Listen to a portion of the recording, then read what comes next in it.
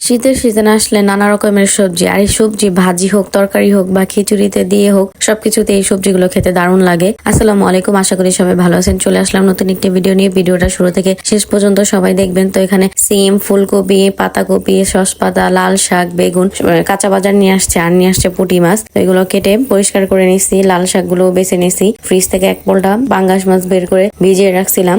তো ওগুলো ভাজা করবো। আর পুঁটি মাছ দিয়ে মূলার তরকারি খেতে কিন্তু দারুণ লাগে। তো পুঁটি মাছ দিয়ে আজকে মূলার তরকারি রান্না করবো। পুঁটি মাছ আজকে ভাজা করব না, কিন্তু পুঁটি মাছ মচমচা করে ভাজা শাক দিয়ে খেতে কিন্তু অসম্ভব মজা লাগে। তো আমি সবসময় ওইটা খাই, আজকে আর খাবো না, আজকে তরকারিতে দিব। আর লাল শাকের কথা কে বলবো, আগে লাল শাক যদি মা রান্না করতো, ভাতটা যে কালারফুল হইতো ওইটাই বেশি আকর্ষণ করতো, আর অনেক মজা করে খেতাম। এখনকার যে লাল শাকগুলো পাওয়া যায় ওগুলাতে ওরকম কালারও হয় না। তো আজকের যে লাল শাকটা আনছে ওইটা অনেক সুন্দর কালার হয়েছিল, টকটকা একদম গলে গেছিল। শাকটা খেতে বেশ দারুণ লাগছে। আর বেশি করে রসুন দিয়ে, পেঁয়াজ মরিচ দিয়ে আমি শাকটা বাগার দিয়ে নিতেছি এই কড়াইতেই। শাকটা আমার বাগার হয়ে গেছে, এখন অন্য কড়াইতে আমি মাছগুলো ভেজে নেব। আগে পুঁটি মাছটা ভাজবো, তারপরে পাঙ্গাস মাছ ভাজবো, কেননা পাঙ্গাস মাছে অনেক বেশি তেল উঠে, তো এজন্য পাঙ্গাস মাছটা পরে ভাজবো। আর আজকে যেহেতু পুঁটি মাছ দিয়ে তরকারি রান্না করবো, তাই আর মচমচা করে ভাজবো না, হালকা ভাজা দিয়ে নামিয়ে নিছি। এখন পাঙ্গাস মাছগুলো ভেজে নেব, এপিট ওপিট উল্টে পাল্টে মচমচা করে, মানে আঁচটা একটু কমিয়ে বেশি কিছুক্ষণ ধরে মাছটা একটু ভাজলে অনেক মচমচা হয়, খেতেও দারুণ লাগে। তো আমি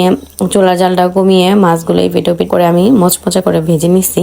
এটা আমি ভাজাই খাবো। পাঙ্গাস মাছ কার কাছে কেমন লাগে জানি না, আমার কাছে ভালোই লাগে, যেহেতু কাটা নেই, খাইতে ভালোই লাগে। আর এখন আমি তরকারিটাও বসাই দিব, পেস্ট মরিচ মশলা দিয়ে ভালো করে কষিয়ে। আর মূলাটা কিন্তু আমি আগে থেকে ভাপিয়ে নিছি।